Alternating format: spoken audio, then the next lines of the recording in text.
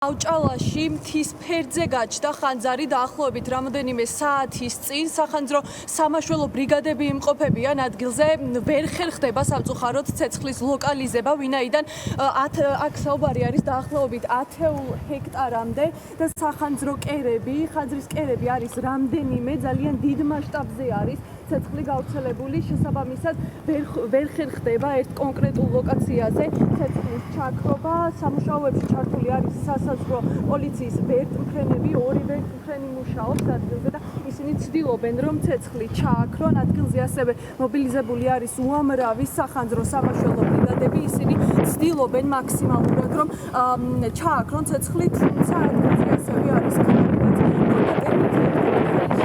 ფაქტორი არის, ვინაიდან ხანძარი უფრო მალე ვრცელდება. თქვენ ახლა კადრში ხედავთ, მე ოპერატორს შევეცდები რომ განახოთ ის აქტიური კერა, რომელიც ამ დრომდე ვერ ჩააქრეს მაშველებმა. ხედავთ, რომ ამ დრომდე ძალიან დიდი დაკვამლიანება არის ტერიტორიაზე და ვერ ახერხებენ ჩაქრობას, ვინაიდან საუბარი არის 10 ჰექტარზე. გავუმეორებ მაყურებელს, ჯერჯერობით დაზუსტებული ინფორმაცია თუ რამ გამოიწვია ხანძარი, ამის შესახებ არ გვაქვს, ვინაიდან აქ ასევე არის მონასტერიც, ერთ-ერთი ვარაუდიც აქ ამბობენ იმასაც, რომ შესაძლოა ცეცხლი გამოიწვია სწორად მონასტერში დანთებულმა სანთელმა, მაგრამ ასევე ეს ტერიტორია არის სასაფლაოების ზემოთ, ავჭალაში სასაფლაოების ზემოთ მდებარეობს ეს მთა და ასევე ერთ-ერთი ვარაუდით აქ მყოფი მოსახლეობა ამბობს იმასაც, რომ შესაძლოა სასაფლაოებზე დასუფთავების დროს გამოიწვია ხანძარი და შემდეგ უკვე გავრცელდა